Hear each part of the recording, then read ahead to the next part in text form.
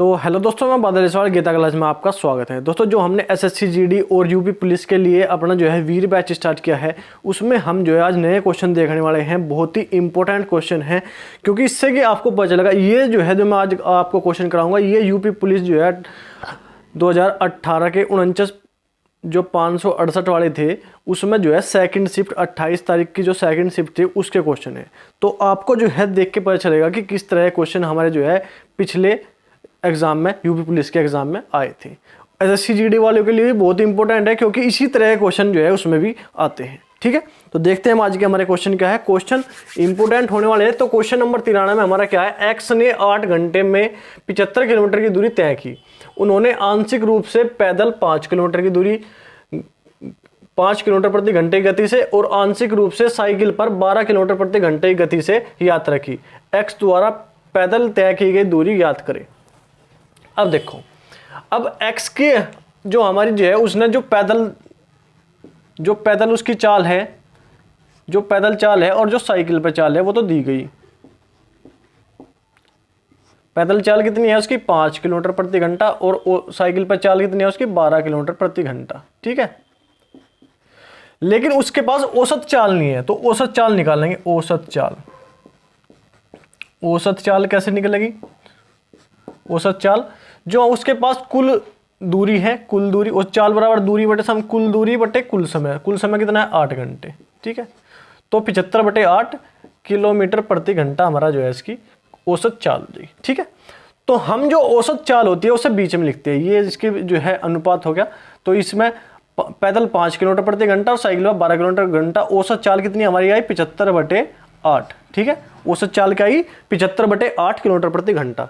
तो 75 बटे 8 को जो है इसमें से घटाओगे, इसमें से इसे घटाओगे इसमें से। ठीक है, तो इसे इसमें से घटाओगे क्या होगा, 8 के 12 पंजे 12 अट्ठे 96, 96 से 96 में 12 अट्ठे 96, 96 को जो है इसमें से घटाओगे क्या होगा, 6 से 5 गए 1 और जो है 9 से आ गए 2। ठीक है, ये आ गया। 8 पंजे 40, 40 में से घटाओगे तो क्या होगा 35, तो काट देंगे। 7 से 21 और 7 पंजे 35, तो 7:5। ये किसका जो अनुपात आया, ये आया समय का अनुपात।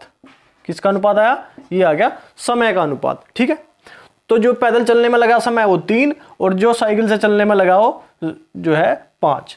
अब चाल भी है हमारे पास और समय भी है, तो हमें क्या निकालनी, एक्स द्वारा पैदल चली गई दूरी, पैदल की दूरी निकालनी, पैदल वाली दूरी।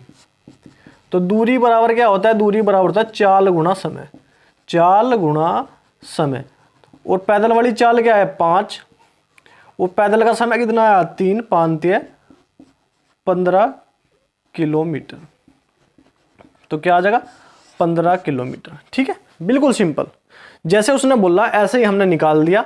बस हमें क्या करना, हमें पैदल की चाल दी गई है, साइकिल की चाल दी है, औसत चाल निकाल के बीच में लिख लेंगे और एलिगेशन मेथड लगा के जो है इसे इसमें तक घटाओगे, इसे इसमें तक घटाओगे, इसे घटा के जो है अनुपात निकाल लेंगे, समय का अनुपात। अब समय हमारे पास आ गया, हमारे पास चाल भी है समय भी है, तो हम जो है दूरी निकाल लेंगे आराम से, जो सी वो पूछेगा। ठीक है, उसके बाद क्वेश्चन नंबर 94 में हमारा एक सेट में 3 से शुरू होने वाली लगातार 5 पूर्णांक होते हैं।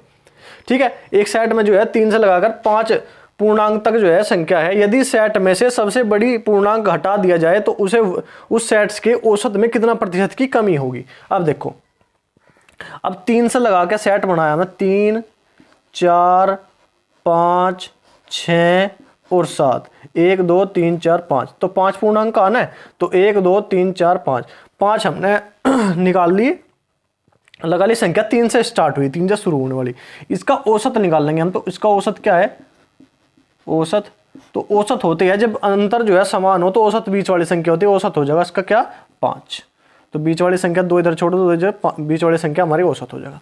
उसने कहा कि यदि सबसे बड़ी पूर्णांक हटा दिया जाए, सबसे बड़े पूर्णांक 7 है तो हटा दो उसे, 3, 4, 5 और 6 रह जाएगा। तो इसका औसत क्या होगा, तो 6 और 5 11, 11 और 4 15 और 3 18। तो क्या हो जाएगा 18 बटे 1, 2, 3, 4, क्या संख्या है 4, तो क्या आ जाएगा 4.5। औसत क्या आ जाएगा 4.5। अब उसने क्या कहा, औसत में कितने प्रतिशत की कमी। अब जो पहले 5 था औसत, अब 4.5 है, कितनी कमी हुई, 0.5 की कमी, 0.5 की 0.5 की कमी हुई ना। किससे कमी हुई, 5 से कम हो गया, 5 से 0.5 कम हो गया, तो किससे कम हो गया, 5 से। परसेंटेज के लिए गुणा 100, दशमलव हटाओगे तो 0 लगा लेंगे, ये दशमलव हट जाएगी, 0 लग जाएगी। 50 दूनी 100, 5 दूनी 10, तो कितना आ जाएगा 10%। तो कितने परसेंट की कमी हुई, 10% की कमी होगी उसके औसत में। ठीक है, इस तरह जो है हम आराम से क्वेश्चन को निकाल सकते हैं। ठीक है, उसके बाद क्वेश्चन नंबर 95 है हमारे पास, निम्न में से कौन सा न्यूनतम दो पूर्णांकों का योग है जिसका गुणनफल 64 है, जिसका गुणनफल 64 है। तो हमें ऐसी संख्या चाहिए जो है 64 का गुणनफल हो। तो 64 का गुणनफल हम कैसे कर सकते हैं, 16 चौका 64, ठीक है, 8 अट्ठी 64, ठीक है, 32 दूनी 64, ठीक है, 64 एकम 64। तो इस तरह हम जो है इस 64 का जो है क्या करते हैं, गुणनफल निकाल सकते हैं। ठीक है, उसने क्या, न्यूनतम दो। अब देखो 16 और 4 इनका योग भी करना चाहिए, दो पूर्णांकों का योग, 16 और 4 ये क्या आ गया 20, 8 और 8 16, 32 और 2 ये 34, और 64 और 1 65। तो हमें क्या निकालना, हमें निकालना न्यूनतम छोटा। अब ऑप्शन में देख लेंगे, ऑप्शन में सबसे छोटा क्या है, 16 20, इनमें तो जो है सबसे छोटा क्या है 16, ऑप्शन में क्या है ये यहाँ पे दिया गया है ऑप्शन सी में, तो 16 ही हमारा न्यूनतम मतलब सबसे छोटा योग हो जाएगा। ठीक है, तो इस प्रकार हमें जो है ऑप्शन से भी हम निकाल सकते हैं कि सबसे छोटा, हमें कहा गुणनफल में गुणनफल जो जिसका योग जो है सबसे छोटा हो, न्यूनतम पूर्णांक संख्या। ठीक है, तो वो क्या आ जाएगी 16 हमारा आ जाएगा। ठीक है, नोट करो एक बार। क्वेश्चन नंबर है हमारे पास 96। क्वेश्चन नंबर 96 में एक्स के बैंक खाते में 90 रुपये 53 पैसे जमा है, 16.14 रुपये जमा करने और 70.16 रुपये की निकासी के बाद शेष राशि क्या होगी। बिल्कुल सिंपल जो है जोड़ और घटा का जो है क्वेश्चन है, लेकिन जो है यूपी पुलिस में आया हुआ है। ठीक है, दशमलव का जो है जोड़ करना है। देखो उसके खाते में पहले से कितने हैं 90 रुपये 53 पैसे जमा है, कितने 90.53 रुपये जमा है। बिल्कुल सिंपल बताऊंगा मैं आपको, यहां पे लिखने की जरूरत नहीं। उसने 67.14 रुपये जमा करे, 67.14 रुपये जमा करे। ठीक है, जोड़ लो इसे, ये पहले से ये इसने जमा करे, 4 3 7 5 और 1 6 दशमलव 7 9 6 15, तो ये हो गए 157 रुपये 157.67 रुपये। फिर उसके बाद क्या कहा, और 70.16 रुपये की निकासी मतलब निकाल लिए, तो बाद में शेष। अब इसमें से क्या करना, इसमें से 70.16 रुपये घटा दो।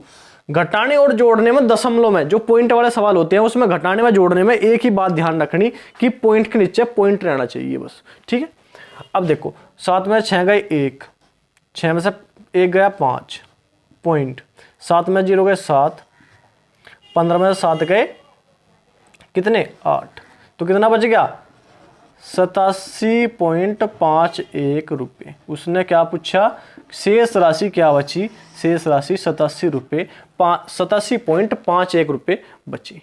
ठीक है, उसके बाद क्वेश्चन नंबर 97 में हमारा 3 साझेदार ए बी और सी ने 2:3:4 के अनुपात में लाभ साझा किया। ठीक है, एक नया भागीदार डी शामिल हुआ जिसने प्रत्येक ए और सी के आधे आधे हिस्से को ले लिया। यदि डी का लाभ में हिस्सा 100 रुपये है तो कुल लाभ ज्ञात करो। ठीक, देखो बड़ी लैंग्वेज है, ए है बी है और सी है। ठीक है, इनका अनुपात क्या है 2:3:4।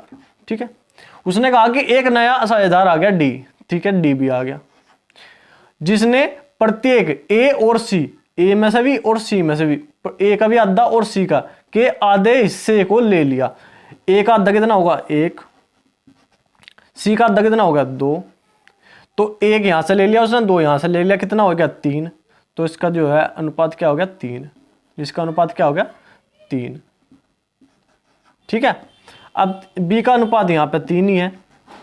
अब देखो 2 में से 1 अनुपात 1 को, 2 में से आधा तो ऐसा दे दिया, 4 में से आधा ऐसा दे दिया, 2 में से आधा ऐसा दे दिया, तो कितना बचा 1 बचा, 4 में से आधा ऐसा दे दिया कितना बचा 2, तो इसका रियल अनुपात इनका कितना हो गया, ये रियल अनुपात ये हो गया 1:3:2:3, 1:3:2:3, ठीक है।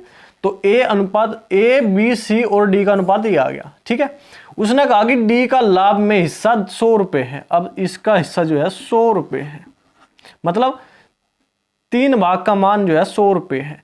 100 रुपए किसका मान है, 3 का, ठीक है। डी का हिस्सा वैसे 3 अनुपात में 3 है और वैसे उसने बताया गया कि 100 रुपए है, तो 100 के बराबर 3 है, तो 100/3 गुणा क्या निकालना, कुल लाभ 3 और 2 5, 5 और 3 8 और 1 9, तो कुल निकालना तो टोटल के अनुपात से गुणा कर देंगे, तो 3 × 9 और 100 × 300, तो कितने रुपए, 300 रुपए। कुल लाभ कितना था, 300 रुपए था, उसमें से 100 जो है डी को मिल गया और बाकी सब कुछ मिलेंगे, ठीक है। तो ये थे आज के क्वेश्चन। ये क्वेश्चन आपको देखने में आसान लग रहे होंगे, लेकिन ये क्वेश्चन जो है आपके यूपी पुलिस में आए हुए क्वेश्चन है, ये मैंने आपको इसलिए कराए, ठीक है। तो बहुत ही इंपॉर्टेंट क्वेश्चन है, जिससे कि आपको पता चलेगा किस तरह के क्वेश्चन आते हैं, आपको किस तरह के क्वेश्चन की तैयारी करनी चाहिए। तो ठीक है, आज के लिए इतना ही। अगर क्वेश्चन आपको समझ में आ रहे, डिस्कशन आपको अच्छा लग रहा है, वीडियो आपको पसंद आ रही, तो वीडियो को लाइक करो, चैनल को सब्सक्राइब करो और कमेंट करके जो होता है वीडियो आपको कैसी लगी। तो ठीक है, आज के लिए इतना ही। धन्यवाद। जय हिंद।